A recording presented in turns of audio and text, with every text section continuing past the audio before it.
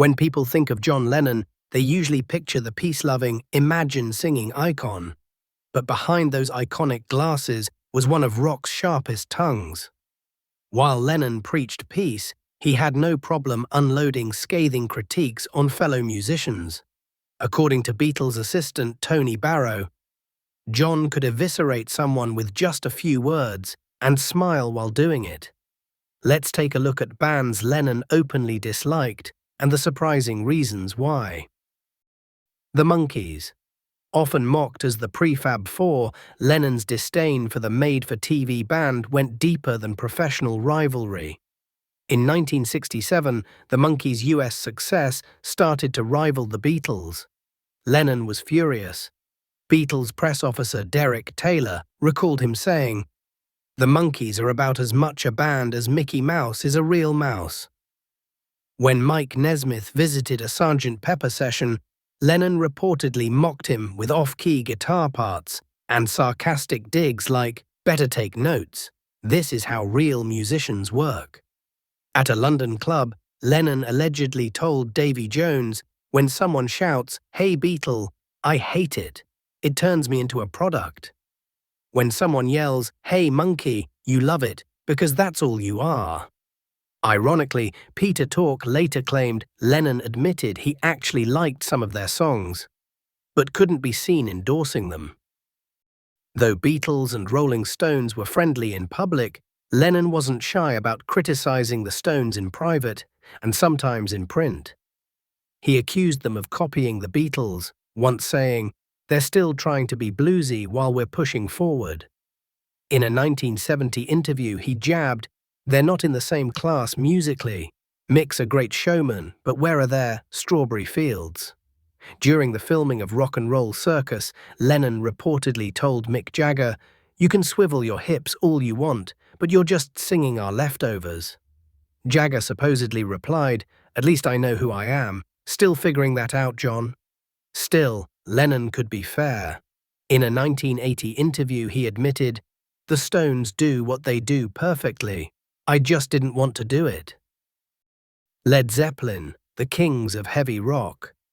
Privately, Lennon dismissed them as loud imitators. At a 1969 party, when someone played Zeppelin, Lennon reportedly covered his ears and shouted, "Turn that bloody noise down." When told it was Jimmy Page's band, he allegedly said Jimmy should have stuck to session work. At least then he played on decent songs. He wasn't a fan of Robert Plant's vocals either, once calling them mystical gibberish screamed by a man caught in a bear trap. And Stairway to Heaven, according to girlfriend May Pang, Lennon would plug his ears and call it 8 minutes of pseudo-mystical drivel. Despite all that, he respected their business sense. Yoko Ono once said Lennon privately admitted, "Those Zeppelin boys know how to make money without making fools of themselves." The Bee Gees' high-pitched harmonies and disco dominance didn't impress Lennon, who saw them as Beatles imitators without the substance. In the late 60s, Lennon was already irritated by comparisons. Beatles associate Peter Brown recalled him saying, "They're not even good impersonators. Beatles without the humor or talent, just silly haircuts." He was especially irked by their success with Saturday Night Fever. "Proof the public will buy anything if you market it right," he reportedly told friends. In an off-the-record moment during a 1980 Playboy interview, Lennon allegedly mocked their falsetto and described listening to them as being strangled while someone pours honey in your ear. Bee Gees member Maurice Gibb later said, "That breaks my heart. John was our hero, but he always told it like he saw it, even if it hurt."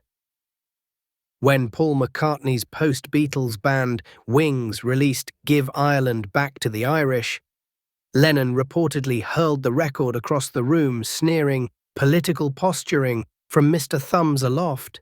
He doesn't even know where Ireland is."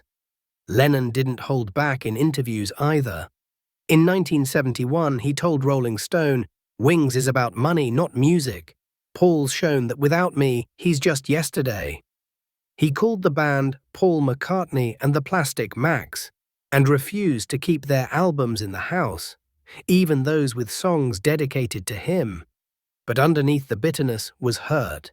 Yoko revealed, "In quiet moments, John would say, 'I hate what he's doing with his talent. He's capable of so much more.'" From TV bands to kings of heavy rock, Lennon never held back. Whether cutting down disco kings or clashing with his closest collaborator, his brutal honesty left a trail of bruised egos and unforgettable quotes. For Lennon, authenticity mattered more than popularity, and he never stopped fighting to be seen as more than just a Beatle.